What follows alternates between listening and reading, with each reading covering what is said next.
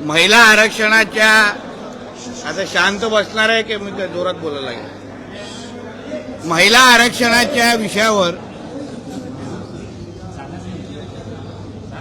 आदरणीय मुख्यमंत्रीने साहेबांनी जे काय एक अतिशय चांगलं वाक्य वापरलं त्यांच्या पत्रकार परिषद की महिला आरक्षणाच्या निमित्ताने विरोधकांचा बुरखा फाटलेला आहे।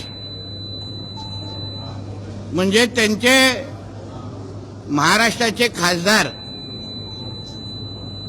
जे जे फतव्यांवर निवडून आलेले आहेत,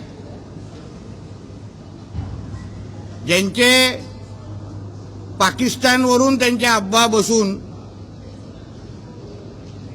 महिला आरक्षण कसं रद्द होईल, कसा विरोध होईल, त्या दृष्टिकोनातून सातत्याने मार्गदर्शन करतात।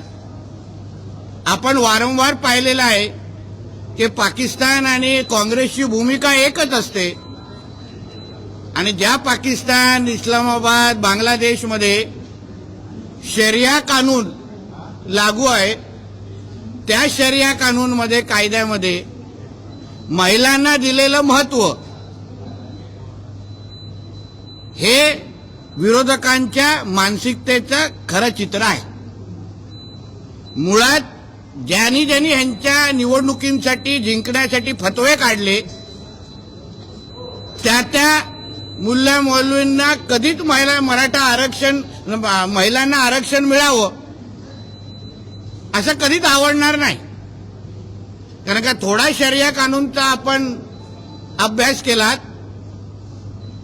तर महिलांना मिळालेले अधिकार ह्याचीच भूमिका आणि आता घेतलेल्या विरोधकांची भूमिका त्याच्यामध्ये साम्य आहे। आणि म्हणून यांनी कितीही आपल्या पाकिस्तानमध्ये बसलेल्या अब्बांना खुश करण्याचा प्रयत्न केला महिला आरक्षणाला विरोध करून, तरीही एनडीए आणि आमच्या पंतप्रधान नरेंद्र मोदी साहेबांच्या नेतृत्वात असलेलं आमचं केंद्र सरकार हे आमच्या माता भगिनींना निश्चित पद्धतीने महिला आरक्षणाचं विधेयक आणून न्याय देतील, अधिकार देतील।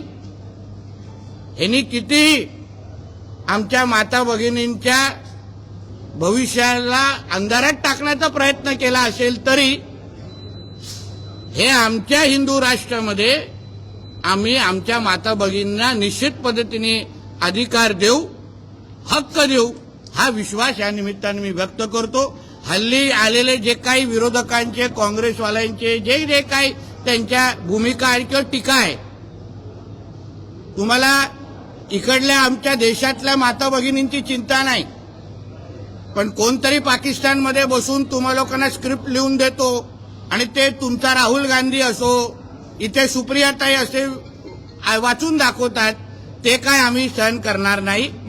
यासाठी जी लढाई रस्त्यावरची लढायची आहे ती निश्चित पद्धतीने काल जसं मुंबईतला एक विराट मोर्चा निघाला त्याच पद्धतीने महाराष्ट्राच्या सगळ्या माता भगिनींसाठी आम्ही त्यांचे भाऊ म्हणून निश्चित पद्धतीने उभे राहू आणि त्यांना ताकद देऊ।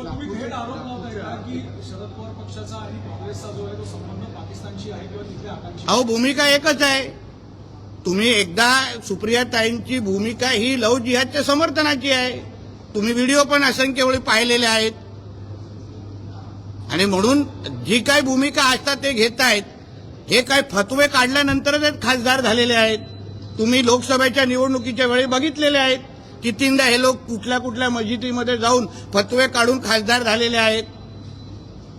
वोट जिहादच्या निमित्ताने ते निवडून आलेले आहेत।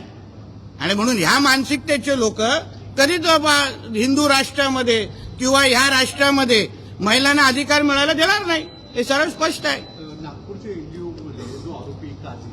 हा विषय संपला का? आपल्याला विनंती, हा विषय संपला, याच्यावर काय प्रश्न असतील तर पुढे घेऊ। याला जरूर सर बोलतो, विजय वडेट्टीवारांनी देखील आरोप केलेला आहे की 10-20 महिलांचा तुम्ही मोर्चा काढून कुठेतरी राजकीय तेव्हा मोजायला आलेले का काल बुरखा घालून? विजय वडेट्टीवार काल बुरखा घालून मोजायला आले असतील की आमचे 10-20 लोक होते की 20,000 लोक होते, त्यांनी पुरावा द्यावा। तर 1-2 होत्या पुरुषांची चप्पल घालून, कदाचित त्याच्यातला एक विजय वडेट्टीवारच असेल। शाहीनबागमध्ये जो आरोपी आहे त्याचं कनेक्शन आहे ते काचेशी असं म्हटलं जातं. नागपूरची जी एकजूट आहे छळवात अहो हे जेवढे अतिरेकी आहेत ते सगळे हिरवेच आहेत, हिरव्या रंगाचेच असतात. दुसरा कुठला रंग दिसलेला आहे का? मग कॉर्पोरेट जिहाद पासून अतिरेकी पासून कोणाचाही रंग बघितला तो हिरव्यावरच थांबतो. तर त्याच्यामध्ये नवीन आश्चर्य वाटण्यासारखी काय गोष्ट आहे? म्हणजे ओरस गावचा एक विषय आहे तिथे टोल नाका परत एकदा सुरू करायचा सूचना सांगितलं जाते. तुम्ही अनेकांनी तिथे विरोध केला. असं नोटिफिकेशन आलेलं असं आम्ही ऐकतोय. त्याच्याबद्दल आपण अभ्यास करू आणि जे लोकभावना आहे त्याचा आदर करून आम्ही भूमिका घेऊ त्याच्यात. सर त्याच्यात काय विषय आहेत ते नाही. उद्धव ठाकरे यांनी या सगळ्या संदर्भात हा? उद्धव ठाकरे यांनी या सगळ्या संदर्भात बोलताना सरसंघचालक पासून ते संपूर्ण भाजप म्हणजे आम्ही काही बुरखा घालत नाही त्यामुळे आमचे बुरखे पाडण्याची वेळ येणार नाही, जी थेट टीका संघापासून ते भाजपवर केली आहे. अहो पण ज्याच्या राजकीय धर्मांतर झालेला आहे, ज्याला आता हिंदू मानत नाही, तो काय दुसऱ्या हिंदूंवर टीका करतो? तो आता 5 वक्त नमाजी म्हणजे उद्धव खान आहे. तो आमच्यात राहिलेला नाहीये म्हणून त्याने आम्हाला हिंदुत्वाचं सर्टिफिकेट उद्धव ठाकरेंनी तरी देऊ नये. त्यांनी तरी देऊ नये. सर मालेगाव बॉम्ब ब्लास्ट वरून काँग्रेसने भगवा दहशतवादाचं वक्तव्य केलेलं होतं. आता कोर्टाने या सर्व आरोपींची निर्दोष मुक्तता केलेली आहे. मालेगाव आजच निकाल लागेल. तो म्हणजे सिद्ध होतं ना की भगवादारी कधी दहशतवाद करत नाहीत. त्यावेळी हिंदूंच्या विरुद्ध षडयंत्र करणारा काँग्रेस. म्हणून तर मी आता जी भूमिका बोलली ना की पाकिस्तान आणि काँग्रेसची भूमिका एकच असते. ISI, अल कायदा, PFI आणि काँग्रेसची भूमिका एकच असते. जे इस्लाम राष्ट्र शरिया कानून मानतात त्यांची आणि काँग्रेसची भूमिका एकच असते. आणि म्हणूनच ते हे लोक महिला आरक्षणाला विरोध करतायत. कारण का त्यांच्या कधीतरी आपण कुराण उघडून पाहिलं तर तिथे कळेल महिलांना किती महत्व, काय महत्व आहे. मग त्याच्यावरून कळेल काँग्रेस आणि जे त्यांचे इंडिया अलायन्सचे साथीदार आहेत ते या महिला आरक्षणाला का विरोध करतायत. हे सगळं शरिया कानूनातूनच कळतं, ज्याचे हे लोक मानकरी आहेत. नाशिकनंतर पुण्यामध्ये देखील एका मल्टीनॅशनल कंपनीमध्ये तिथली विश्रांती कक्ष आहे त्याचा वापर एका धार्मिक उद्देशाने केला. आता हे कॉर्पोरेट जिहादच्या निमित्ताने असंख्य जागी जिथे जिथे ह्या गोष्टी होत आहेत, आम्हाला एक समाधान वाटतंय की त्या कॉर्पोरेटमध्ये होणारा जो जिहाद आहे त्या संबंधित आता माता भगिनी असो किंवा जे पीडित ते बाहेर येऊन बोलायला लागलेले आहे. हाच तर आमच्या हिंदुत्ववादी सरकारचं खरं यश आहे.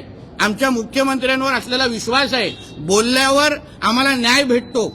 ही जी भूमिका, हा जो विश्वास आमच्या त्या कॉर्पोरेट कंपनीमध्ये पीडित लोकांचा आहे ना, तोच आमचं खरं यश आहे. त्यांनी अजून येऊन बाहेर बोलावं. मी तर हेही पुढे बोलतो. जसं आता शाळेमध्ये स्कूल्समध्ये हिजाब घालू की नाही, बुरखा घालू की नाही हा प्रश्नचिन्ह आहे, तसंच कॉर्पोरेट कंपन्यांमध्ये हिजाबला परवानगी देऊ की नाही, बुरखाला परवानगी देऊ की नाही, ह्याच्या बाबतीमध्ये पण भूमिका घेतली पाहिजे. कारण का नेमकं आपण हिजाब घालायला देतो, बुरखा घालायला देतो, त्याच्यामुळे बाकीच्या लोकांना पण बुरखा घालण्याची जे काही जबरदस्ती चालू आहे ना ते त्या निमित्ताने बंद करावं. नाहीतर आम्ही आता लेन्स कार्ड सारख्या कंपनीमध्ये टिकायला परवानगी नाहीये, मग बुरखाला काय तिथे, मग बुरखाला पण बॅन करा सगळीकडे. कॉर्पोरेट कंपनीमध्ये बुरखा घालू नये ही अशी भूमिका घेण्याची वेळ आलेली आहे. सर काल नाशिक नंतर पुण्यात देखील काही मल्टीनॅशनल कंपनीजमध्ये उद्धव ठाकरे परत एकदा उमेदवार असतील असं सांगितलं हा? जातं. उद्धव ठाकरे हे विधान परिषदेसाठी परत एकदा इच्छुक आहेत. तर लाचारच माणूस आहे. यामुळे उद्या तुझ्या गावाच्या सरपंच पदासाठी पण उद्धव ठाकरे इच्छुक होईल. तो लाचारच आहे. त्याच्यामध्ये नवीन काय आहे? अहो तुम्हाला माहिती असेल तेव्हा त्यांचं सरकार पडलं तेव्हा ह्याच लाचारांनी सांगितलेलं ना की मी विधान परिषदेचं पण राजीनामा देऊ. कुठे गेला राजीनामा? आता नाक घसटत सगळीकडे फिरेल. आमच्या फडणवीस साहेबांना लपून फोन करणार, बाकीच्या लोकांना कुठेही फिरेल. आता तो कुठेही फिरेल. म्हणजे उद्या विधान परिषदेनंतर आता सरपंच पद येतात. आता ग्रामपंचायती निवडणुका, तिथे पण उद्धव ठाकरे इच्छुक. हिंदी में बताइए कि आज देखिए, महिला आरक्षण के बारे में जो कोई इंडिया अलायंस और कांग्रेस की भूमिका है, जैसे हमारे आदरणीय मुख्यमंत्री जी ने कहा कि महिला रिजर्वेशन के बारे में इनका बुरखा फट गया है, वो बहुत सही जवाब है. क्योंकि ये जिनके फतवे के निकालने के वजह से इनके जो सांसद चुन के आए हैं, इनको लोकसभा के वक्त फतवा इनके लिए निकला तभी जाके सांसद बन के चुन के आए हैं वोट जिहाद के नाम पे. वो इनके पाकिस्तान में बैठे हुए अब्बा जिनके इस्लामिक देशों में शरिया कानून लागू है, वो इनको कभी हमारे हिंदू राष्ट्र के महिलाओं को कभी भी आरक्षण मिलने देंगे नहीं, क्योंकि ये शरिया कानून मानने वाले लोग हैं। जो इस्लामिक राष्ट्र में शरिया कानून माना जाता है, और वो शरिया कानून का थोड़ा आपने स्टडी किया तो उसमें महिलाओं को क्या दर्जा दिया है, क्या स्टेटस दिया है, उससे मालूम पड़ेगा कि कांग्रेस और इंडिया अलायंस की भूमिका और पाकिस्तान की भूमिका में कुछ फर्क नहीं है। और इसके वजह से इन्होंने जो ली हुई भूमिका है वो पाकिस्तान में बैठे हुए अब्बा को खुश करने के लिए है, मगर हम हमारे देश के सभी बहनों को विश्वास दिलाना चाहते हैं कि हमारे नरेंद्र मोदी जी की सरकार, एनडीए की सरकार, ये आने वाले वक्त ताकत से और ज्यादा ताकत से ये महिला रिजर्वेशन बिल लेके आएंगे और सभी हमारे माता बहनों को हम उनका हक दिला के रहेंगे। नासिक के बाद जिस तरीके से पुणे में भी कॉरपोरेट कल्चर में ऐसा देखा गया है कि स्पेस को वहां पर स्पेशल एक धर्म के लिए वहां पर नमाज तो फिर महाआरती के लिए भी जगह दे दो ना हमको। हम भी भगवान को मानने वाले हैं। आपको एक ही धर्मों को के लिए कॉरपोरेट सेक्टर में बढ़ावा दे ऐसा उनके बायलॉज में लिखा है क्या? जैसे आप टीका अलाउ करते नहीं है, रुद्राक्ष अलाउ करते नहीं है, वैसे हिजाब और बुर्का क्यों अलाउ होता है कॉर्पोरेट सेक्टर में? वो भी बैन हो जाना चाहिए। एक धर्म, अगर बहुत सारे लोग टेप रिकॉर्डर चलाते हैं, सर्वधर्म समभाव, भाईचारा, गंगा जमुना तहजीब, फिर गंगा जमुना तहजीब कॉर्पोरेट सेक्टर में नहीं है क्या? फिर सिर्फ बुर्का डालने के लिए क्यों परवानगी है? वहां पे टीका क्यों अलाउ नहीं है? इसलिए जैसे स्कूल और कॉलेज में हिजाब और बुर्का का परमिशन मिलना चाहिए कि नहीं, वो एक भूमिका है, वैसे कॉर्पोरेट सेक्टर ने भी हिजाब और बुर्का को बैन करना चाहिए, ऐसी सबकी भूमिका आ रही है।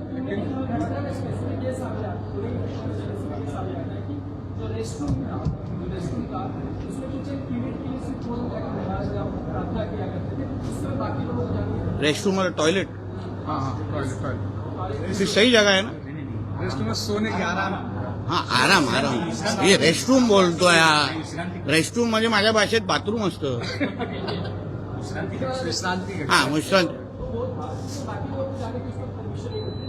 तो इस तरीके का भेदभाव आप कॉर्पोरेट सेक्टर, एजुकेशन सेक्टर में कैसे करते हैं? सर्वधर्म समभाव है ना, इसलिए तो मैंने बोला ना, एक धर्म को जो नियम है वो सभी धर्मों को लगना चाहिए। अगर हमको माँ आरती और हिंदुओं को सब जगह का अगर परमिशन नहीं, उनको बोला जाए कि मंदिर में करो, घर में करो, तो फिर इनको फिर बाकी मुस्लिम धर्म के लोगों को कैसा परमिशन मिलता है?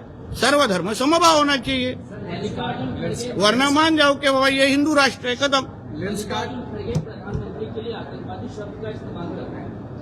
वो शायद राहुल गांधी का नाम लेना होगा, प्रधानमंत्री जी का गलती से नाम निकल गया। तो हमारे देश में एक ही आतंकवादी है, उसका नाम है राहुल गांधी, जो पूरा पाकिस्तान की भाषा बोलता है।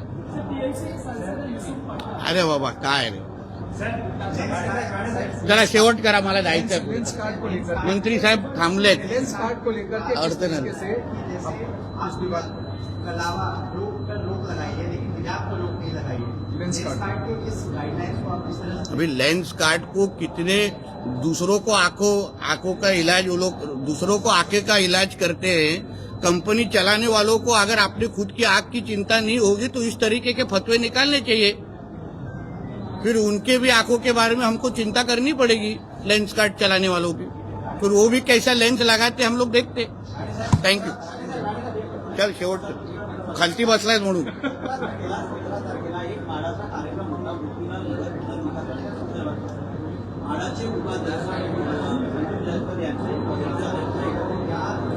पण त्याच्या बाबतीमध्ये चौकशी चालू आहे ना। चौकशी बाबतीत बघा, एक लक्षात घ्या, आदरणीय मुख्यमंत्री साहेबांची जी भूमिका आहे ती आमच्या सगळ्यांची आहे। सरकार म्हणून योग्य ते चौकशी पण होईल आणि कोण चुकलं असेल तर कारवाई होईल। चला, थँक्यू।